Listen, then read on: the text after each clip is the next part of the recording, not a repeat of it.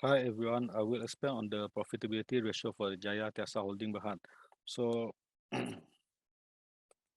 so the group has a high gross profit margin in 2021, around 26.8%, indicates that for every ringgit spent, the group earn around 26 cents. Although the group has a high gross profit margin, it has a very low net profit margin, around 4.2%, which indicates that for every ringgit revenue, so the company only earn around 4 cents. So the expense to sales for the group is also very high, it's around 20.9%, and the group return on capital employed is also very low, it's around 7.3%, which indicates that in every ringgit capital employed, so the company only generate around 7 cents. So we anticipate that the Jaya Tiasa Holding is not profitable. So on the statement of profit and loss analysis, so on the revenue for the Jaya Tiasa Holding Berhad is come from two major sales, which is the first one is sales from the group CPO, palm kernel, and fresh fruit bunches. So the group sales from this sector has increased by 16% from 508 million to 592 million in 2021. And the fair value of the fresh fruit bunches prior to harvest is also increased by 25% from 7 million in 2020 to 10 million in 2021. Although the sales has increases, the production in physical quantities is declining by 22% from 1.1 million to 1.1 million metric ton to 862,000 metric ton in 2021. We anticipate that the increase in sales for this CPO, palm kernel, and FFB is because of the increases of price of commodity in the financial year. So the next major sales is coming from the sales of timber and related product.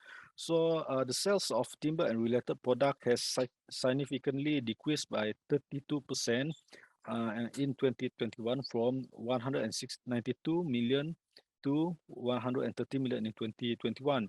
Uh, the the cost of sales for timber and related product also declining significantly, but by 42% from 240 to 124 million in 2021. And also the physical quantities for timber and related product also declining by uh, 2.6 million to 1.6 million. We anticipate that the company unable to produce more on the timber and related product in the financial year. So the next I will pass to my friend to explain. Thank you very much.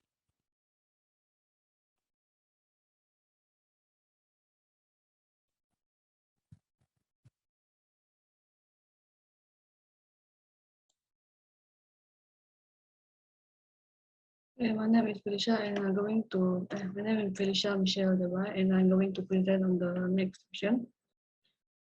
First of all, I'm going to present the liquidity analysis of Jaya Tiasa Holding Berhad for the accounting years of 2020 and 2021. There are two ratios often used to compute the analysis. The first one is the quick ratio, and then the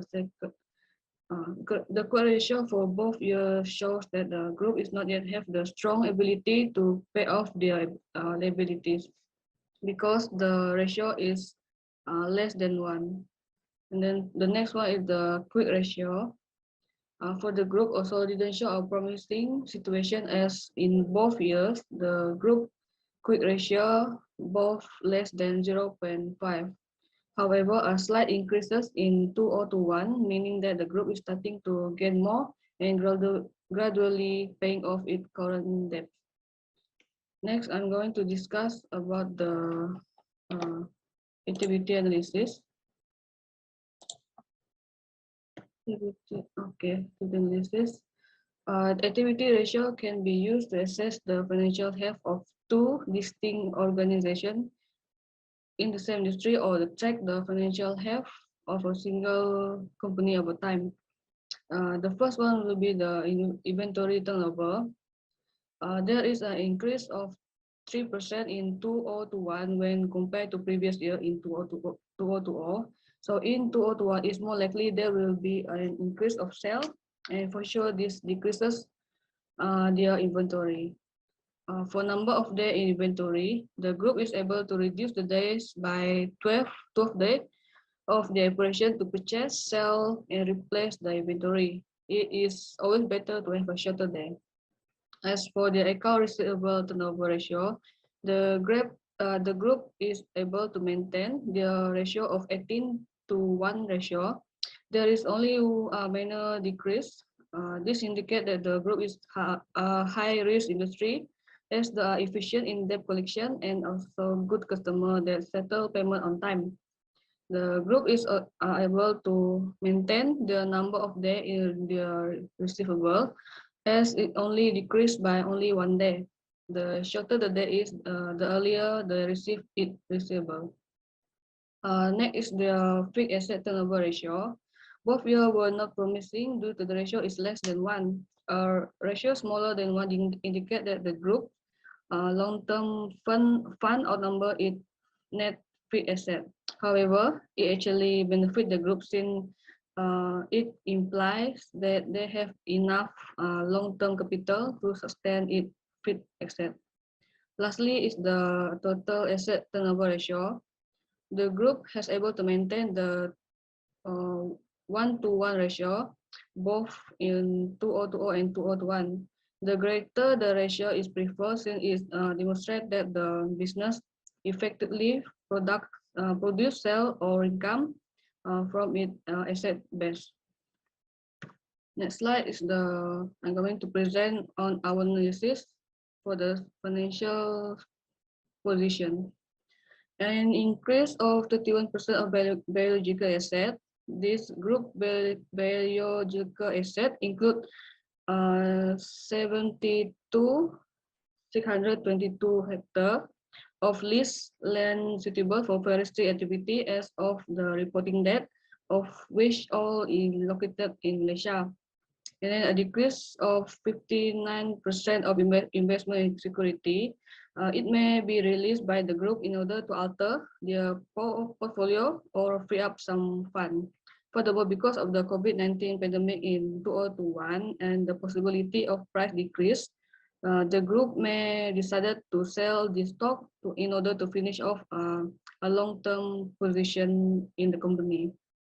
And then the group has increased in inventory turnover by 3% between the accounting year of 2020, which is 7.61%, and 2021, 10.61%, which indicate that the group is selling good pretty quickly, and then resulting a decrease in the inventory. Next one is the increase of 10% in trade receivable. This may suggest that a company sold more good during a certain period, or that they are not able to collect payment for invoices soon enough. Next is the decrease of 9% in current asset. The inventory sale are one of the primary cause of this decrease. The cash balance of the group rises and falls in response to inflow and outflow of the operational cash and also financing activity. An increase of 43% of cash and bank balances is due to money inflow activities. Based on the group financial position in 2021, there is an increase of loan and borrowing by 48,600 million. This indicates that the group need extra fund to secure the group financial activity, especially during the COVID-19 pandemic. The group next is the group ability to clear its short-term debt is demonstrated by the significant fall in loan and borrowing in current liability, commonly known as short-term, by a decrease of 34%. And then a 52 decrease in the group trade and other payable. A decrease in account payable indicate that the group is paying down previous quarter debt faster than it obtain new item on credit. Yeah. And then the sudden increase of income tax payable, which is 100%, was due to in 2020, the group is having a net loss of 71 million 950,000. And then in 2021, the group gained a profit of 32 million 180,000, which for sure when there is profit, and there will be income tax. Next is the increase of 3% of its non-current liabilities. This shows that the group are able to secure more short-term liquidity to support their operational activity.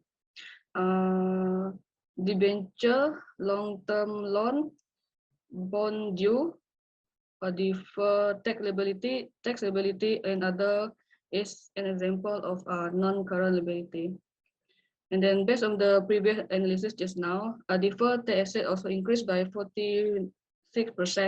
This happened when the group incur losses in 2020 for the operation.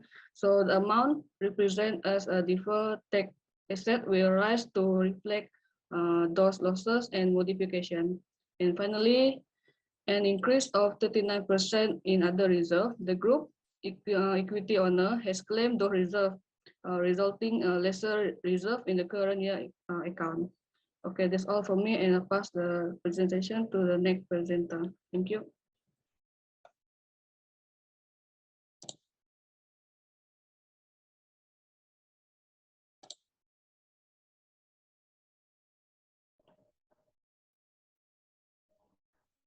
Hello, my name is Norendik, matrix number 210304440. I will present for the cash flow statement. First is depreciations of property, plant, and equipment. Based on the above, it shows that in 2020, recorded RM175644000.00. That in 2021 recorded with RM 15697F000.00. This result decrease in the depreciations of property, plant, and equipment in the 2 years. Depreciation reduces the balance sheet value of property, plant, and equipment as the value of assets decreases over time due to wear and tear and the reduction of their useful life. Second is net change in fair value of biological assets. According to this, it is result that in net change in fair value of biological assets, where in 2020 recorded with RM 10355.000.00, that in 2021 recorded with RM 19443.000.00 in the 2 years. Changes in fair value are reflected in the profit and loss statement. Directly attributable cost of biological growth and stem timber investment are capitalized and represented as a cash flow from investing activities. That is impairment loss net of reversal on property, plant, and equipment, trade, and other receivables. Based on the above, it is result and increasing in the impairment loss, where in 2020 recorded with RM 99582.000.00, then decreased in 2021 with 13106.000.00. The group recorded impairment loss on the subject property, plant, and equipment. The statement of profit and loss recognized the impairment loss as other expense. Fourth is interest expense. Interest that will be reported in the sections titled Cash flow from operating activities on the cash flow statement.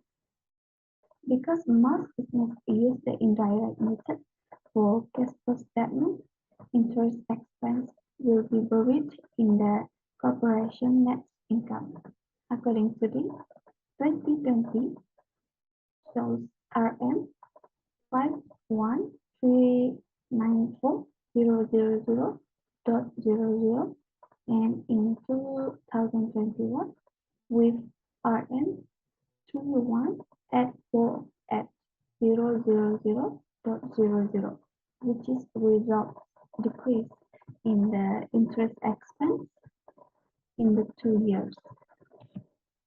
Then write down inventories. Based on the above, 2020 recorded RM0 inventories, then there are 2021 with RM 9341000.00 inventory. These results increase in write-down inventory in the 2 years. Inventory is recorded at all lower end of cost and net realizable value. Therefore, is inventory. According to the cash flows, it shows that in 2020, recorded with RM 3 at 572,000.00, then decreased in 2021 with RM 17041,000.00.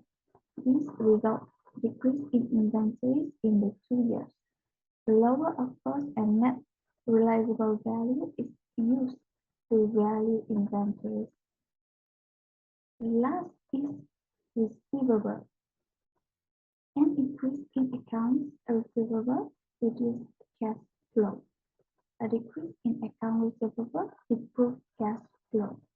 The account receivable asset shows how much money customers who purchase product on credit still owe to the company. This asset is a cash bonus to the company that they will receive in the future.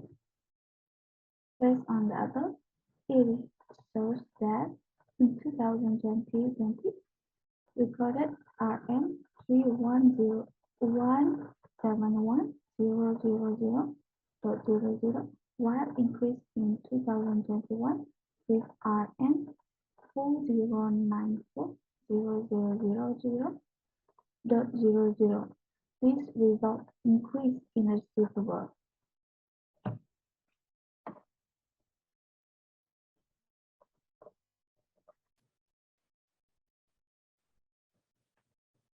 So my name is Priscilla. I will explain the next step is decrease in a pebble. For the pebble of the timber and leather production show increase from 15,203 ringgit in 2020 to 96,537 ringgit in 2021. If the account payable has decreased, that means the cash has actually been paid to vendor or supplier, and therefore the company has less cash. For this reason, a decrease in account payable indicates that negative cash flow. Number 9 is decrease in interest paid. As what we can see there, there is a 51,394 ringgit in 2020 and decreased to 31,848 in 2021. When consumers pay less in interest, this gives them more money to spend, which can create a ripple effect of increased spending throughout the economy. Business and farmers also benefit from lower interest rates as this encourages them to make large equipment purchase due to the low cost of borrowing. This creates a situation where output and productivity increase. So the number 10 is acquisition of property, land and equipment. Between the year 2020 and 2021, there is a decrease in acquisition of property, land and equipment. equipment from 6,434 ringgit to 4,773 ringgit. Depreciation reduced the value of property, plant, and equipment on the balance sheet as the value of assets is lowered over time due to wear and tear and the reduction of their useful life. The depreciation expense is used to reduce the value of the net balance, and it's flow to the income statement as an expense. So the number 11 is acquisition of biological asset. Biological asset change and depreciate naturally and more rapidly than other types of goods. Different types of biological assets, much like other goods, can be high or low demand depending on the season. There is decrease from year 2020 to 2021, which is the 16,000 to 9,000. For number 12 is profit from disposal of property, plant, and equipment. Gain and loss arising from the retirement of disposal of an item of property, plant, and equipment should be determined as the difference between the estimated disposal proceeds and the carrying amount of the asset and should be recognized as income or expenses in the income statement. In this case, there is increased proceeds from disposal of property, plant, and equipment from 3,289 for year 2020 to 5,640 for the 2021. So the last one is we can see is now this is the second last one for the proceed from disposal of investment.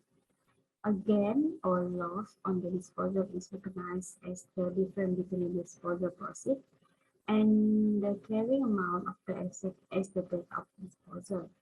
This gain or loss is included in the statement of profit and loss.